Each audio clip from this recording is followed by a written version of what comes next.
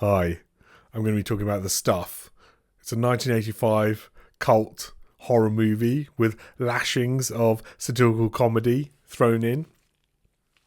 It opens with a comedy scene. An employee at a quarry discovers some viscous white gloop bubbling from the ground and decides to eat it. It's a scene that, makes me gag. Would you eat anything from the ground, let alone something that's on the ground of a quarry or from a mine?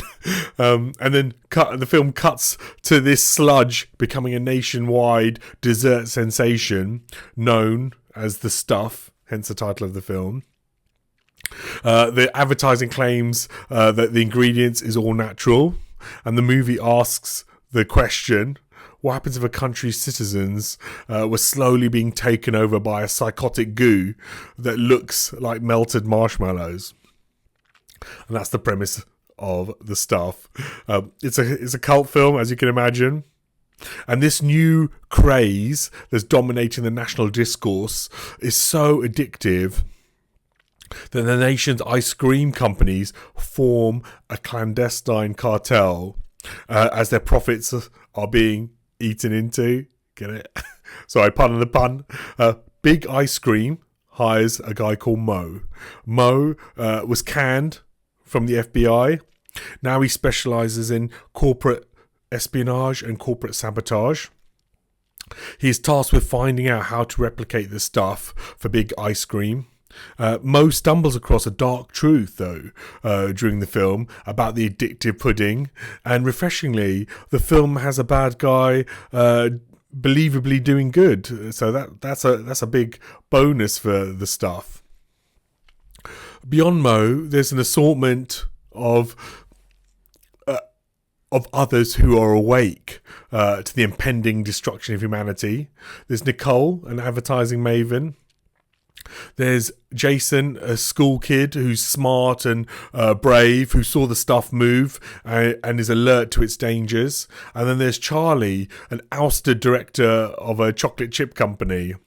So these four, in a sea of sort of people being brainwashed, are alert and kind of form a loose team to try and discover what the stuff is, what the source is, how to stop it. And The Stuff, the movie is, for those that like this, is filled with gore and a mixture of cheeky and knowing humour as well. The special effects are a mixed bag. The practical effects remind me of an American Werewolf in London, and that's a good thing. If you haven't seen that werewolf movie, it's fantastic. Again, an 80s movie. It's still, I think it's the greatest werewolf film ever made. And the practical effects in that are groundbreaking, and The Stuff has practical effects that remind me of that film. And The Stuff has horror genre moments that still stand up. 40 years on, shows how practical effects can be superior to computer generated effects, which often quickly date for me. And if you're like me and you like some allegory with your horror movies, The Stuff can be interpreted to talk about corporate greed, ineffective government, regulation of the food industry, the obesity crisis, advertising standards, etc., etc. There's lots of, metaphor or commentary that you could argue the film is sort of squeezing into its runtime. The subtext gives The Stuff some substance, which is always welcome. But what was intriguing to me about the film was that it is open to interpretation what the stuff actually is. I had lots of questions about the nature of the stuff. For example, is there a brain controlling the stuff, some kind of central organism? Think Starship Troopers, the Paul Verhoeven film. Or how much stuff needs to be ingested by humans before we are completely taken over? The science isn't delved into in this film. Also, where did the stuff come from? Is it from outer space? Is it extraterrestrial? Is it an alien? Or is it from another dimension? Is it it could be also, is it an ancient being awakened from slumber by unchecked mining? Or is it a product of the processes of mining? These questions, I don't know. But when I was watching the film, I was wondering. The stuff is presented as an enemy, this goo, but the movie starts with someone eating it. I mean, was the stuff merely defending itself? Why did no one try communicating with the stuff? Humanity could have been friends. Perhaps the stuff has a rich interior life. Maybe if there'd been a sequel, we could have found out answers to these burning questions. The stuff is mildly fun. Time is taken to get going, but then the pace is brisk. The runtime is lean at less than 90 minutes, but it does wrap up too quickly and then leaves the door open for a potential franchise. But my overall impression of the stuff is that it's a bit of a shoulder shrug of a movie. When I finished watching it, I did not feel that my time was well spent. Could have been watching a better film, but at least I did not feel my time was wasted, which is something, I guess. This problem, I think, is that the stuff is not outrageous enough to match its interesting premise.